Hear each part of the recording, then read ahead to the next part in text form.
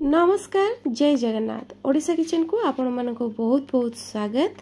आज मु नहीं आसी आपण मानक पई बिना पियाज रसुण रे तैयारी सोयाबीन बड़ी बा मिल मेकर रा गुटे बहुत ही टेस्टी सिंपल आउ यूनिक रेसिपी। ताले चलंतु कि भली प्रोसेस रे मु आज रो रेसिपी टी को बनैछि। वीडियो को स्किप न करिकि संपूर्ण भाव रे देखि नबा। सेथिपे नैछि मु एटे गोटे गिना सोयाबीन बड़ी मा मिल मेकर एपटे कड़ाई रे दे देबा आमे गोटे कप पानी और पानी को एठी आमे दे देकी पानी देहरे गोटे चमच लूण दे देबा आ लूण दे देबा फल रे सोयाबीन बड़ीटा फिका फिका लागबनी। घोड़नी लगे देकी हाई फ्लेम रे आमे याको पानी को गरम करबा। पानी गरम हे गेला परे रखिथिबा सोयाबीन बड़ी को आमे पानी देहरे दे देबा आ 3 ରୁ 4 मिनिट पर्यंत याको आमे टिके फुटै नबा फल रे कोन बा सोयाबीन बड़ीटा टिके नरम हे जिवो। ता छडा आपण चाहिले गरम पानी रे किछि समय भिजै के मध्ये नै परिबे। जेहेतु एटा सहज सुविधा प्रोसेस तेणु एई भलिया मध्ये आपण करि परिबे। हाई फ्लेम रे 3-4 मिनिट फुटी गला परे मु आपन को देखौछि। देखंतु बड़ी हमर बहुत बढ़िया भाबरे नरम हे जाईछि। याको हमको आ अधिका फुटैबा दरकार भबनी।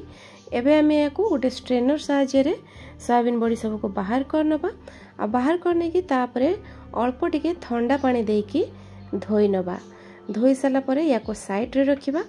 एपटे हमें आ गोटे बाउल रे गोटे मसला रेडी करिबा। जोथि पई नैछि हाफ चमच हळदी गुंड, हाफ चमच लंका गुंड, स्वाद अनुसार देखिकी देबा लूण आ गोटे चमच रिफाइंड तेल दे देकी ए मसला को हमें भलो भाबरे मिसई नबा। आपण जो हिसाब रे सोयाबीन बड़ी नैथिबे सही हिसाब रे कम बेसी करके मसला को रेडी करि परिबे। मसला रेडी हे गेला परे नैथिबा सोयाबीन बड़ी को हमें हल्का चिपुड़ी की ए जो मसला देहरे हमें दे देबा। एडी अधिका सोयाबीन बड़ी को चिपुड़ीबानी हल्का हल्का करके रखिबा जहा फल रे बड़ीटा टिके जुइसी रहइबो खाइबा पई। तो एबे मसला देहरे हमें सोयाबीन बड़ी सब को एडी गोळै नबा। चामच साहाय्य रे हेउ किंबा हाथ रे ताको भलो भाव रे गोळै नेबे जेमिति बड़ी देहरे मसला सब भलो भाव रे लागी के रहिबो। तो भलो भाव रे एठी गोळै सल्ला परे याको हमें 4-5 मिनिट पर्यंत रेस्ट छाड़िबा। आउ एई जो गुळैबे आपण चाहिले या देरे कसूरी मेथी पत्र नरे गरम मसला मध्य देकी याको गोळै नै परिबे। आहुरी बहुत बढ़िया टेस्ट रहइबो। किछि समय रेस्ट छाड़िबा। एपटे रेडी करिबा।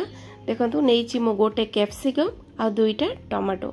कैप्सिकम को एठी मु फाळे कैप्सिकम नैछि। आपनकर जदि कैप्सिकम पसंद किंबा अधिका सोयाबीन बड़ी आपण नै थांती ताले पूरा फुल कैप्सिकम को देई परिबे। मु जेहेतु अल्प नैछि सेति पे फाळे कैप्सिकम को नैछि। एठी कैप्सिकम को मु टिके बड़ बड़ पीसेस रे काटि नैछि आ नैछि छोटो साइज रो 2टा टमाटो। 2टा टमाटो नैछि आ टिके टाण टमाटो नैछि। आपनका पाखरे जदि हाइब्रिड टमाटो थाए ताले ताको मध्ये नै परिबे। टमाटो को मु एठी 4 फाळ कर देकी ता भितरे जो मांसळ पार्टटा को मंजी पार्टटा को मु एठी बाहर कर नेबी। केवल चोपा पार्टटा को ही नै जिबी।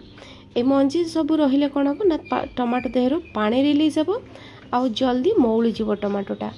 काटी सरला परे एपटरे बसै नैछि मोडे फ्राइंग पैन देहरे दे देबी गोटे ड्रॉप तेल। अधिका तेल बिल्कुल भी दरकार हबनी। तेल गरम हे गेला परे काटी की रखिथिबा टमाटो आ कैप्सिकम को दे देबा आ हाई फ्लेम रे याकू किछि सेकंड पर्यंत भाजी नबा। पाखापाखि 30 ରୁ 40 सेकंड पर्यंत जहा फल रे टमाटो आ कैप्सिकम रो रॉ स्मेलटा जोटा सेटा रहिबनी। तो किछि समय भाजी साला पर ताको बाहर कर देबा आ से सेम पैन रे दे देबा आ गोटे चमच तेल। एठी तेल तो देकी तेल को भलो भाव रे टिके गरम करनबा आ गरम कर साला परे जो गुळै की रेडी करके रखिथिले सोयाबीन बड़ी से सब को दे देबा। सोयाबीन बड़ी को दे देकी फ्लेम को एठी लो टू मीडियम फ्लेम रखिकी किछि मिनिट पर्यंत भाजी नबा। एठी हमको सोयाबीन बड़ी को अधिका भाजीबार नाही। जस्ट ऊपर जो मसलाटा आमे गुळैथिले सेटा हल्का हल्का भाजी जिबा पर्यंत आमे एठी भाजीबा। सोयाबीन बड़ी को एठी आपण टाण करके बिल्कुल भी भाजीबेनी। टिके रस रसिया करके भाजी नेबे। देखंतु बहुत बढ़िया कलर है कि भाजी हो जाइछि। एबे हमें याको बाहर करनबा आउ ए जो गरम फ्राइंग पैन अच्छी गैस रो फ्लेम को बंद कर देकी ए गरम फ्राइंग पैन देहरे हमें एटी 2 चम्मच छोट चम्मच रे 2 चम्मच नहीं मु बेसन आ बेसन को गरम पैन रे ही किछि समय चलेकी भाजी नेबी। कलर बिल्कुल भी लाल कलर करिवेनी, जस्ट हल्का हल्का जतले टिके बास्ना आसीबो बा पैन ठंडा हवा सहित ऑटोमेटिक बेसनटा मध्ये हमर भाजी हे जिवो। एपटे बेसन भाजुवा ठंडा करिया पई छाड़ी देबा। तार भितरे रेडी करिबा आमे गुटे खास स्पेशल मसला। तो सेथ पई नैची मटी आधा गिना दही, फ्रेश दही नेबे, खट्टा दही बिल्कुल भी नेबेनी।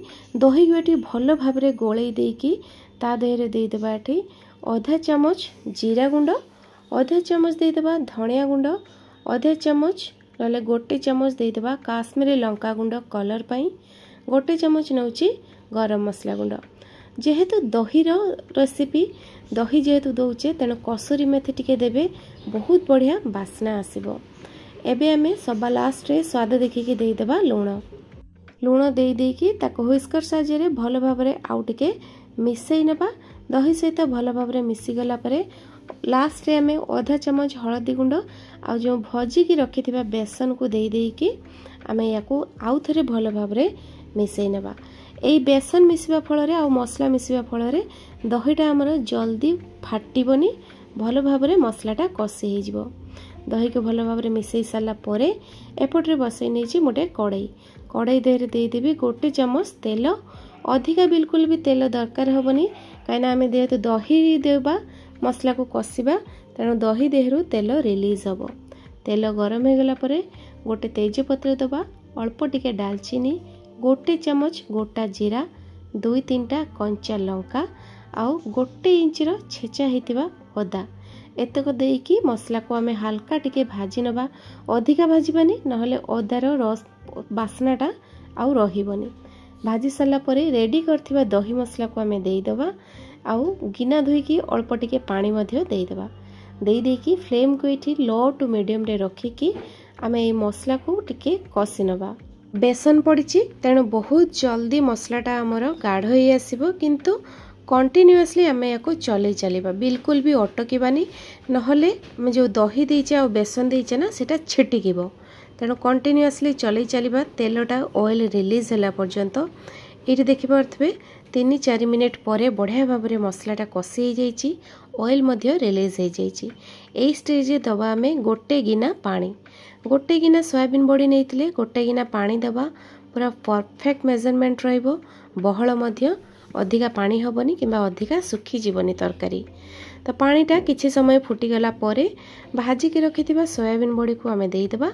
आ जो कटा की काटिकी भाजी के रखिथिबा कैप्सिकम और टमाटो को मध्य एठी आमे देई देबा। ए सब देई देकी मिसई देकी आमे एठी मीडियम फ्लेम रे याको किछि समय पई पाखवे 3-4 मिनिट पर्यंत फुटी नबा। आज रेसिपीटी बनैबा पई बहुत ही सहज, बहुत ही सुविधा, देखिकी तो आपण जानि पारथिबे। तो ये देखंतु किछि समय फुटी गला परे देई देबा टिके बटर, बहुत बढ़िया बास्ना सहित टेस्ट भी बढ़िया आसीबो। किछि कटा धनिया पत्र देई देबा आ गोटे चम्मच देई देबा गरम मसला। एतक देई देकी आमे 2 मिनिट पर्यंत आउ घोड़नी लगै देबा। बास रेडी हो गला हमर सोयाबीन बड़ी रो बिना प्याज रसुण रे बहुत ही बढ़िया टेस्टी यूनिक गोटे रेसिपी। या आपण गरम गरम भात हेउ, रुटी, पूरी, पराठा, नान सबुथिरे बेस मजा नहीं कि खाई पारे। तो दर्शक बंधु देखिले किभली प्रोसेस रे आज रेसिपीटी को मु रेडी कली। आशा करछि रेसिपी आपको निश्चय भल लागिथिबो। भल लागिथिले लाइक करिवे, शेयर करिवे, चैनल रे नुआ थिले सब्सक्राइब निश्चिंत कर देबे। पुणी देखाबो आ गोटे नुआ वीडियो रे नुआ रेसिपी सहित। सेही पर्यंत रहउछि नमस्कार, जय जगन्नाथ।